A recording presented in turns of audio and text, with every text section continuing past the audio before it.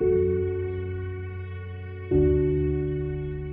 really like to travel, and I've always wanted to travel. And when I finished high school, I went to uni thinking, like, this is my chance to travel. But obviously my parents were like, especially my mum was like, you're not going to travel without a good reason. Like, you sit at home and study. So I then went on a scavenger hunt of study tours, and I found like various different study tours that my university offered, and they were short term. So I took a study tour to the Monash University in Italy. It was in a small little city called Prato.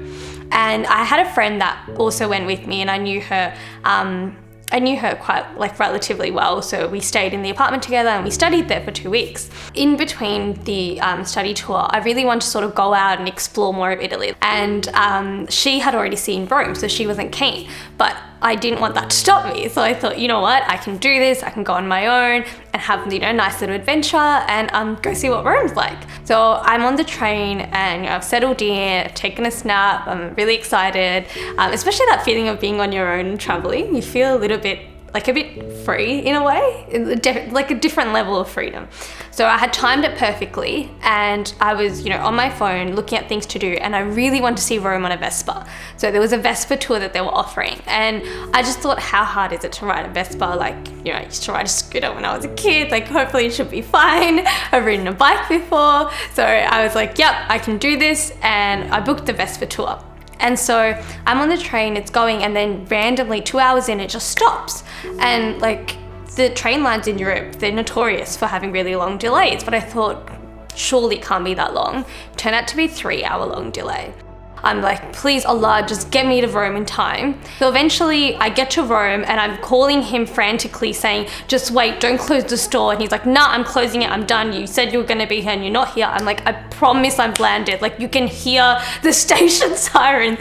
And so he's like, fine. So I'm literally running, broken out into a sweat, trying to follow my map from the station, trying to get to the guy and eventually get to him. And by this time, the sun's set and it's pitch black dark. And I see him standing outside his store with 2 Vespas.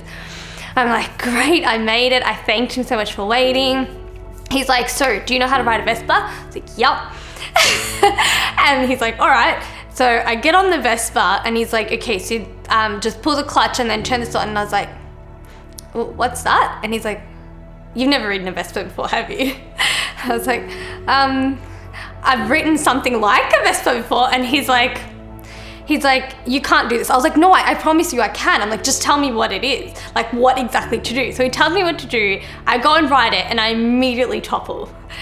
And I get up and he looks at me and he goes, Sajda, you have one life. Treat it well. And he said, Rome roads are not like normal roads. They are very dangerous. So you cannot ride this Vespa.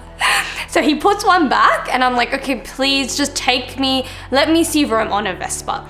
And he's like, I only have an hour. I'm like, I don't care. I had paid for 3, but I was like, look, I just want to see Rome on a Vespa. So I get at the back of his, I put on a helmet, I hold on, and then he takes me all throughout Rome. And he took me to just the most beautiful sight. Seeing it on a Vespa in Rome at night was just another level experience. I have a trait that I realized now. When my fight or flight instincts kick in, I fly.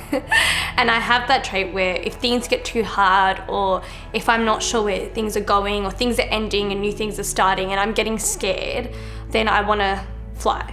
I was finishing off my degree and I was just thinking, what am I doing? Where am I going to go? I'm 24 now, and what does life have to offer me from here? I didn't want to be, caged down. And so I had these crazy thoughts of, going to Japan to study or to teach English, or basically leaving Australia and throwing myself out of my comfort zone and escaping. But then COVID hit. And when COVID hit, it really, really forced me to look inside myself. And it forced me to face reality. And I think it was one of the best things that ever happened to me personally. I started picking up books that I hadn't read before, and I started going to these Islamic bookshops and going on Amazon and looking at, different types of things to read and trying to expand my spirituality, trying to understand the types of ways I can pray to Allah and speak to Allah, trying to understand what the Prophet ﷺ went through and how the struggles he went and the strength he used is something that we can all benefit from and get inspiration from. And I started picking up the Quran and reading the English translations and sitting there with a yellow highlighter like I would with my textbooks, and just really trying to flesh out everything to get as many answers as I can from this holy text. And I mean, it was around 6 months of that real introspection that I feel like it almost reset me. And it made me realize that running away from things is never actually going to benefit me in any way. I need to step back and face reality. And in that time, I had, before COVID hit, I was halal dating a potential husband.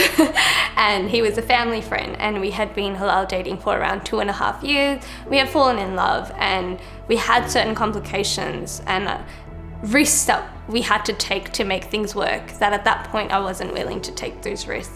So when we broke up and COVID hit, it was sort of like a massive smack across the face, because I couldn't rely on the people I used to rely on. I couldn't do the things that I used to do to try and get away from this uncomfortable feeling.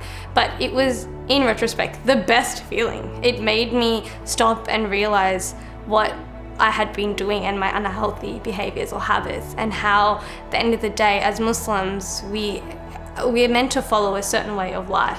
We're meant to serve Allah, and Islamically, if we are in love with someone, then we should be marrying them. Once the lockdown period ended, things started opening up more. I realized my habits changed as well.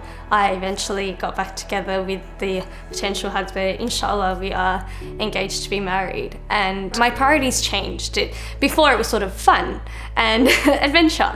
And now it sort of became Islam, making Allah happy, and then, everything else.